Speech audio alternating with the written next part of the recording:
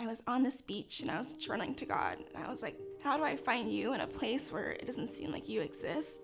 And how do I find myself? I'm from San Clemente. It was a very luxurious lifestyle. My family was very affluent. I never really struggled. My mom stayed at home. She was very much focused on having my sister and I having the best childhood ever. And up until the age of 10, it really was. I was really happy.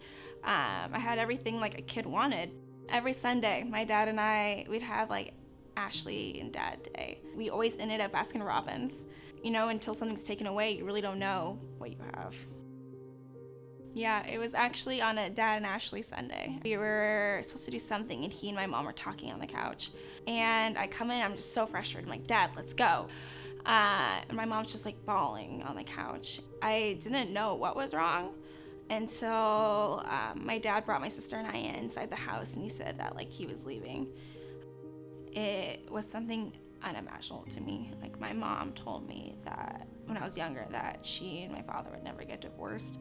So at that moment, it seemed like something I'd taken as, like forever was being ripped out. I felt like this wave of like sadness just like hit me, and like I couldn't breathe, like my lungs were filling up. I consider the point of my dad leaving the moment like when my entire life shifted. Shortly after my dad left, he lost his job and we lost our house. I felt so resentful towards my dad for, forcing my mom basically to go back to work, and also forcing me to give up dance and time with my friends to take care of my little sister. I definitely took out a lot of my resentment and my anger and my sadness onto her. And that's probably one of my biggest regrets in my life, is how horrible I treated her. And so, in doing so, I really pushed away my family. I just felt so much more empty. I felt like the hole I was trying to fill the moment that my dad walked out the front door just got even bigger. I gave school my all. I think also in that way, it was like me trying to get my parents to see like how good I am at school. Like, please give me some attention. Please love me. When I toured Cal State Long Beach and I toured Point Loma, what sold me was the people on Kathleen smiled at me. And for someone who was searching for like belonging, I felt these people saw me before without even really knowing me yet. And that's what did it for me. When I did get to Point Loma, it wasn't what I had hoped it to be. I just felt like I wasn't connecting to anybody. I was just so miserable. Like, why did I choose to come here? Like, maybe this was a mistake. I decided to give it one more shot. Like, sophomore year, like, there's so much that could go right.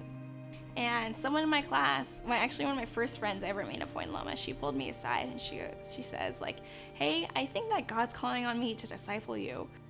And I was like, yeah, sure, let's go. Like, why not? I said yes because I wanted to know who God was, and I wanted to feel his love for me. Something that brings me joy today is knowing that I am so unbelievably loved. I feel so much like I belong and like I'm understood. To me, joy is choosing it every single day. It's not something you like, okay, I'm gonna be joyful. It's saying, I see this bad thing ahead of me and I'm still going to be joyful. And while I'm still concerned about making sure I'm the best version of myself, I'm not worried about how I'm gonna get there.